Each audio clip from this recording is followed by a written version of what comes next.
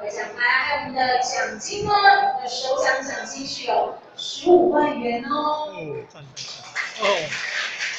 好，好，那么也请我们的秘书长为我们颁放15万元的奖金鼓励哇！现场所有的朋友，热情的掌声，为我们在今年台湾运动会奖得主。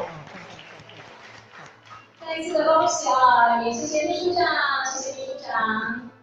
也希望我们的得奖者为我们来发表我们的得奖感言。非常高兴有这个机会可以参加这个比赛。我觉得这个一切都是缘分。这个缘分来自于我爸从小，我从小他就喜欢泡茶，泡茶就是很好喝。那这个时候就结交了谭师傅，就常来我们家泡茶。对，那我从小时候就认识他。那没想到长这么大之后，在这个因缘机会下，可以在台湾拍戏。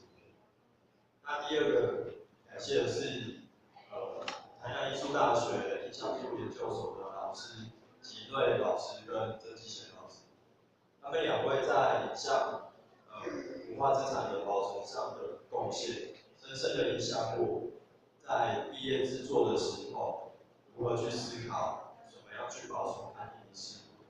所以我在做这个论文的时候，针对了潘师傅的口述历史，还有他的技法，制作成的纪录片，然后另外又制作了一份他的文化彩绘地图的现场资料库。那这个影片呢，只是我论文里面的其中一小部分。那高兴可以得到这个奖。我觉得就是现在是一个现代化的社会，那大家已经开始使用影像来做历史的这个书写，所以其实我在家里面有把20部影片都看完，我觉得每一位都拍得非常棒。那台南又增加了20部的这个影像的资料，我觉得很好。我在这边感谢大家，谢谢。再次的恭喜两位的分享的年轻人拿下这个首奖的肯定啊！再次的恭喜。那么接着呢，就邀请大家来欣赏我们在今年呢